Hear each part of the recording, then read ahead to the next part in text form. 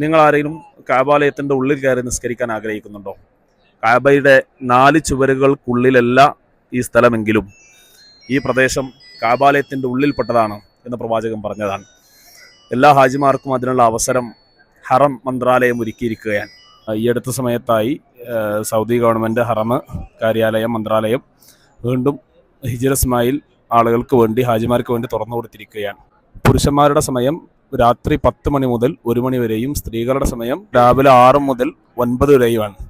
ഹിജ്ർ ഇസ്മായിലിൻ്റെ പ്രത്യേകത നമുക്കറിയാം. ഒരിക്കൽ ആയിഷത്തു സിദ്ദീഖ റളിയല്ലാഹു അൻഹ പ്രവാചകനോട് ചോദിക്കുന്നുണ്ട്, അള്ളാഹുവിൻ്റെ റസൂലെ, പ്രവാചകരെ, എനിക്ക് കാബാലയത്തിൻ്റെ ഉള്ളിൽ കയറി നിസ്കരിക്കാൻ ആഗ്രഹമുണ്ട്.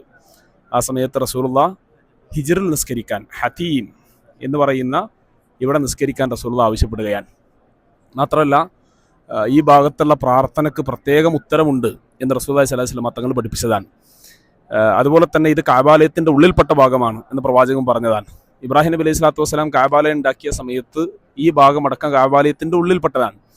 പിന്നീട് മക്കത്ത് ഖുറൈശികൾ അഥവാ റസൂലുള്ളാഹിൻ്റെ 35-ാമത്തെ വയസ്സിൽ ഒരു വെള്ളപ്പൊക്കം ഉണ്ടാവുകയും തുടർന്നുണ്ടാക്കിയ നവീകരണത്തിൽ അവരുടെ ഹലാലായ സമ്പത്ത് തികയാതെ വന്ന സമയത്ത് കാബാലയത്തിൻ്റെ ഇബ്രാഹിം നബി ഉണ്ടാക്കിയ പൂർണ്ണാർത്ഥത്തിൽ ഉണ്ടാക്കാതെ ഇന്ന് നിലവിൽ കാണുന്ന ഈ അവസ്ഥയിൽ ഉണ്ടാക്കുകയും ഈ ഭാഗം ഹിജറിൻ്റെ ഈ ഭാഗം അവിടെ ഒഴിച്ചിട്ട് അതിൽ പ്രത്യേക ഒരു ആർച്ച് രൂപത്തിൽ കെട്ടപ്പെടുകയും ചെയ്തു എന്നതാണ് അതുമായി ബന്ധപ്പെട്ട ചരിത്രം.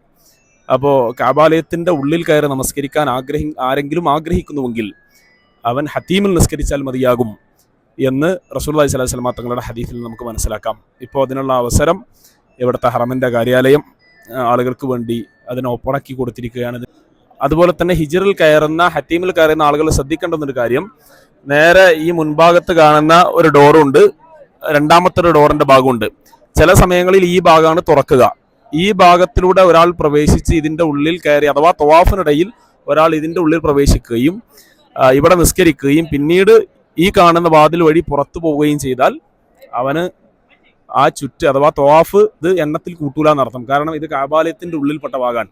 കാബയുടെ ഉള്ളിലൂടെ തവാഫില്ല.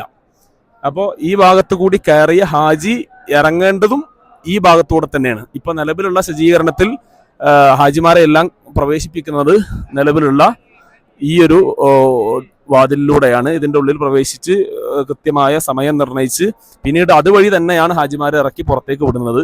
കൃത്യമായ സജ്ജീകരണങ്ങളോടുകൂടി ഇത് നടന്ന് പോകുന്നുണ്ട്. അല്ലാഹു സുബ്ഹാനഹു വ തആല ഈ ഭരണകൂടത്തിന്, ഹറമിനെ സംരക്ഷിക്കുന്ന ഈ ഭരണകൂടത്തിന് അല്ലാഹു റഹ്മത്തും ബർക്കത്തും പ്രദാനം ചെയ്യട്ടെ. അതുപോലെ തന്നെ പറ്റുന്ന ആളുകളെല്ലാം ഇതിന് ശ്രമിക്കണമെന്ന് കൂടെ അറിയിക്കുന്നു. അല്ലാഹു നമ്മളിന്ന് സ്വീകരിക്കട്ടെ. അൽഹംദുലില്ലാഹി റബ്ബിൽ ആലമീൻ.